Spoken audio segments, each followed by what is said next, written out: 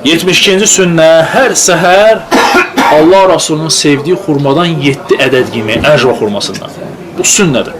Peyğəmbər s.ə.v buyurur ki, hər kim səhər əcva adlanan xurmadan 7 ədəd yesə, həmin günü ona nə səhir, nə zəhər, nə cadu, heç bir şey toxunmazdır.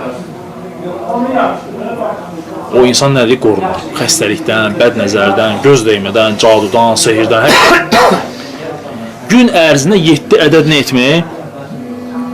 7 ədəd yemək. Gün ərzində 7 ədəd yemək. Yəni hər səhər tezdən. Və görürsünüz ki, şəriətdə bu rəqəmlərlə bağlı xüsusi bir qeydlər var.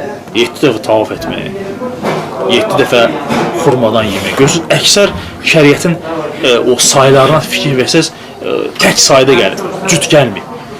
Çox soruşurlar, niyə görə məhz bu belədir? Allah və Rasulü belə istəyir. Allah bilir, hikməti var, sirləri var. Sadəcə biz bilmirik. Onun görə mömin üçün nədir? Bu əmr olunsa onu da etməlisən 7-dən. 8 yesən onun o cürə faydası olur. Hətta o səhurda, daha doğrusu deyil, iftarda o insanın yediyi xurma var ha. Tək sayda xurmanı yemək tək sayda gəlir. Xeyri faydası ona görədir. Onun tip alimləri internetdə var. Yəni onu açıqlayırlar ki, niyə görə məhz Peyğəmbər s.ə.v cüt deməyib, tək deyib sayda yeyib. O tək yeməklə insanın bədəninə nə qədər faydası olur, nə qədər xeyri olur.